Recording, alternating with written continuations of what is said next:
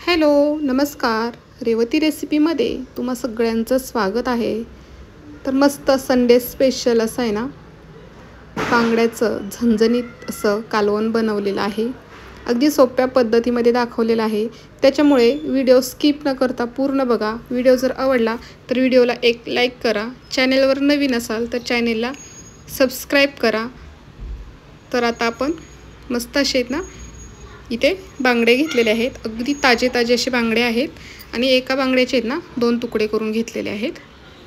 पाहू शकता अगदी फ्रेश असा बांगडा आहे. पाहू शकता. आता हे बांगडे आहेत ना आपण अगोदर स्वच्छ असे आहेत ना 2 ते 3 पाण्याने ना धुवून घेऊयात. छान हलक्या हाताने चोळून आहे ना आपल्याला हे बांगडे आहेत ना धुवून घ्यायचे. बघा ह्या पद्धतीने जास्त जोर लावायचं नाही. अगदी हलक्या हाताने आपल्याला हे धुवून घ्यायचे आहेत.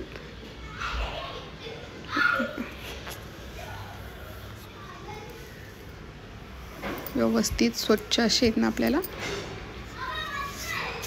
बांगडे. ज्यातमध्ये जे काळं असतं ना ते काढायचं व्यवस्थित असं. बघा ह्या पद्धतीने पाहू शकता तुम्ही. आणि जो तोंडाचा भाग असतो ना तिथेही भरपूर प्रमाणात असं काळं असतं. ते असं आपल्या बोटाने ना व्यवस्थित असं चोळून काढायचं. म्हणजे काय होतं, ते काळं जे असतं ना ते कधी कधी ना कडूही लागतं. त्याच्यामुळे स्वच्छ अशी बांगडे आपले पाहू शकता धुवून घ्यायचे. 2 ते 3 पाण्याने ना बांगडे आपले. हे आता दुसरं पाणी आहे बघू शकता. आता अजून एक पाण्याने धुवायचे. हे बघा बांगडे छान असे धुवून घेतलेत. एका ताटामध्ये ना काढून घेऊयात. आता ह्याच्यातले ना 3-4 पीस मी ना फ्राय करणार आहे.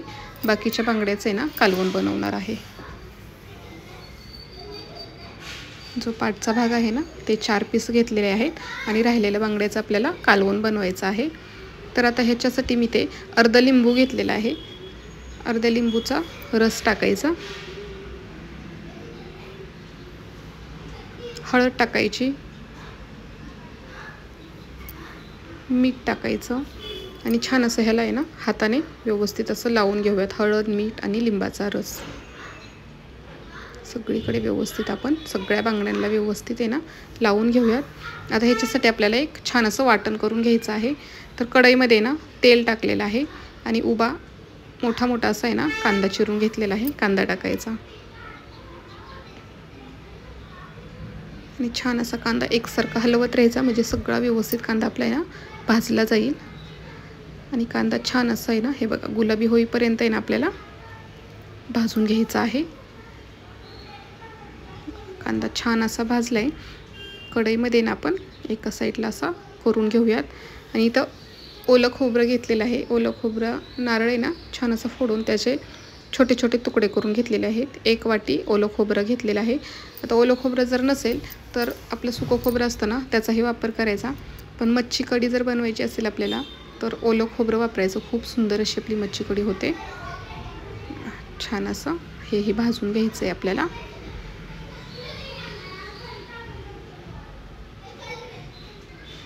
बघू शकता एकसारखं हलवत राहायचं आणि छान असं हे आता मिक्स करून घेऊयात. मस्त कांदा खोबरं आपल्याला आहे ना छान असं भाजून घ्यायचं आहे. पाहू शकता कांदाही जास्त लालही नाही केलेला.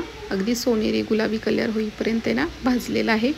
आता त्याच्यामध्ये लसणाच्या पाकळ्या टाकलेल्या आहेत. आलं टाकलेलं आहे. हेही छान मीडियम गॅसवरती 2 ते 3 मिनिट आपल्याला आहे ना परतून घ्यायचं आहे. छान असं हे परतलं आहे. आता ह्याच्यामध्ये आपण टोमॅटो टाकूयात.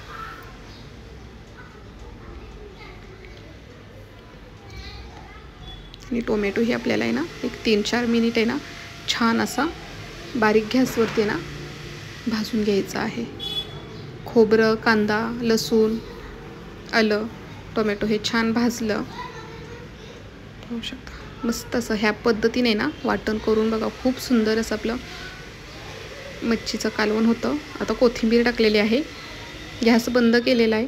व्यवस्थित असं हे मिक्स करून घेऊयात. आणि थंड करून मिक्सरला बारीक करून घेऊयात। आता इथे हे बघा छान असं बारीक करून घेतलेलं आहे। कढई ठेवलेली आहे। कढईमध्ये ना 2 ते 3 पळी ना तेल टाकायचं। तेल थोडंसं असं गरम झालं की त्याच्यामध्ये छान कलर येण्यासाठी ना बेडकी मिरची पावडरचा वापर केलेला आहे। बेडकी मिरची पावडर टाकलेली आहे आणि 1 चमच आहे ना आपला कांदा लसूण मसाला घरगुती जे साठवणीचा असतो ना तो टाकलेला आहे। ह्याच्यामुळे ना मस्त आपला मच्छी कढीला आहे ना छान असा कलर येतो। आणि आता जे वाटण करून घेतलेलं आहे ते वाटण टाकूयात, पाहू शकता। आणि व्यवस्थित आता हे आपण मिक्स करून घेऊयात।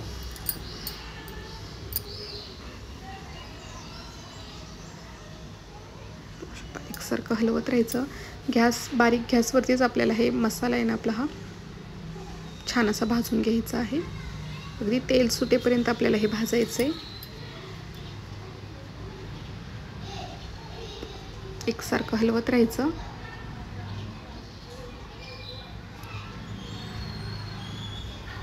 बघू शकता मस्त असा मसाला आपला इथे आहे ना भाजत आलेला आहे। आता अजून आपल्याला आहे ना इथे मी मिक्सरच्या भांड्यामध्ये आहे ना थोडंसं पाणी टाकलेलं आहे आणि हे पाणी आपण आहे ना मसाल्यामध्ये टाकूयात। आणि हे पाणी पूर्ण अटेपर्यंत छान तेल सुटेपर्यंत आपल्याला आहे ना मसाला भाजायचा आहे, म्हणजे आपला मसाला पाण्यामध्ये ना छान असा शिजला जाईल। हे बघा मस्त असं आहे ना, पाहू शकता वरती छान असं तेल आपलं आहे ना सुटलेलं आहे। छान असा मसाला आपला आहे ना भाजलेला आहे, पाहू शकता। आता ह्याच्यामध्ये आपण हळद टाकूयात आणि गरम मसाला टाकणार आहे। अगोदर आपण मिरची पावडर आणि चटणी टाकलेली आहे आणि हे व्यवस्थित असं मिक्स करून घेऊयात।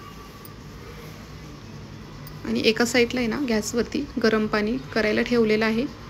गरम पाण्याचा वापर करायचा, थंड पाणी बिलकुल टाकायचं नाही, मग सगळी चव आपली जी आहे ना ती बिघडून जाते। छान असं हे परतून घेतलंय। आता ह्याच्यामध्ये गरम पाणी टाकूयात। आता किती तुम्हाला रस्सा हवा आहे मच्छीचा, किती दाटसर हवं आहे, किती पातळ हवं आहे, त्या हिशोबाने तुम्ही ना पाणी कमी जास्त करू शकता। व्यवस्थित असं मिक्स करून घेऊयात।